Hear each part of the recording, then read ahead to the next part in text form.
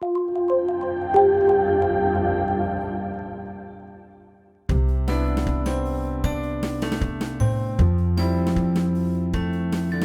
I was giving advice to someone that was in the first 1 to 5 years of their career, I would tell them they need to find coaches, they need to find mentors, and they need to find sponsors. And these are 3 different types of people. A coach is someone that you can call up and they're going to help you get through a task. I have a coach, and recently I was needing some help with something I was trying to do at Rice. And so it's usually on how to handle a problem or something. And so a coach is going to tell you what to do to get through that. So it's kind of all right, this is what you need to do. And then you probably don't talk to the coach again until maybe you need that opportunity to be coached through another situation. A mentor is very different in the fact that a mentor is going to be a long-term, usually lasting relationship that you build over time. You need lots of mentors. I mean, you need them in your personal life as well as your professional life. And I always say, look for people that you admire. You'll be surprised at how many people that are perhaps further along in their career that are happy to mentor you. Don't be afraid to find someone that you admire and ask them to be a mentor for you, especially if it's a position that you actually want to be, a CIO or a chief academic technology specialist or whatever. But don't be afraid to ask someone to be a mentor. But if you're going to be, you need to be respectful of their time. And you need to say, look, I would really love for you to mentor me. Would you be willing to talk to me once a month? Would you be willing to talk to me, twice a year? In other words, set the ground rules and then respect it. Don't just assume that mentor's going to be happy that you can call them anytime you need a mentor, because that's a little too much of someone's time. But if you set the ground rules and then you respect those ground rules, then there's hardly anybody out there that is not happy to mentor someone else. I have mentors, and I'm also a mentor to several people. And then the last one is several of us the other day, we were actually talking about this. I can't remember where she read an article, but she was talking about sponsors. And I'd never thought about it before, but especially women in IT. There's not enough sponsors, and a sponsor is someone who's actually going to help you get to that next level. And so they're going to pass on those assignments to you, or they're going to set you up and recommend you for things so that you actually can get to that next level. And I'd have to say that my current CIO actually is a really good sponsor. She knows I have a goal to be a CIO, and so she's actually put some opportunities in front of me to get exposure to that at that particular level.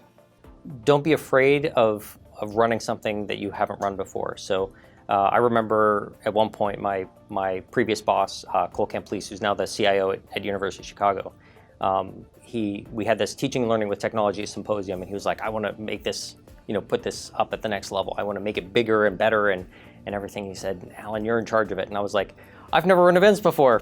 Okay, I'll do it. And I drew on a little bit of theater background that I had when I was in high school and said, okay, how do we make this an event? Like, how do we get people excited about it?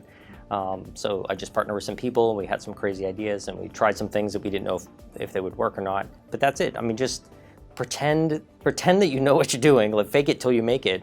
But then also try to fill that in by reaching out to your network and finding some interesting people who actually do know what they're doing. Don't play it safe.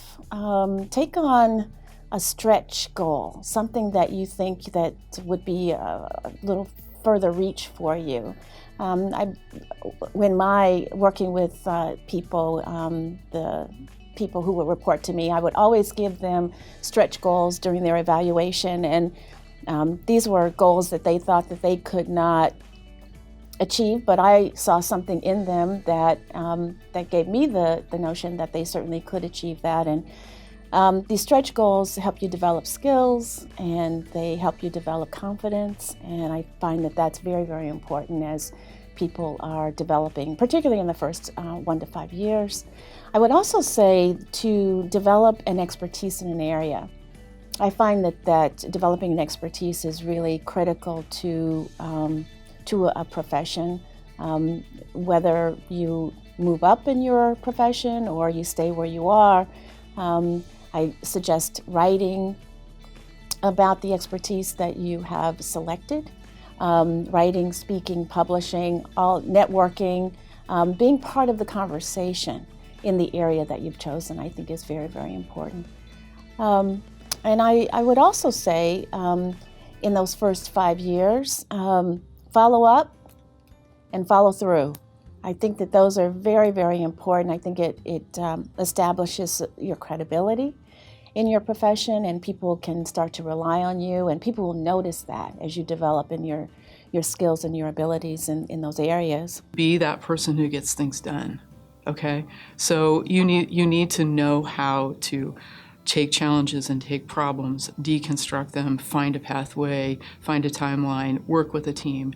And so being able to basically do things and execute on things and be known and become someone who can actually produce outcomes is really important.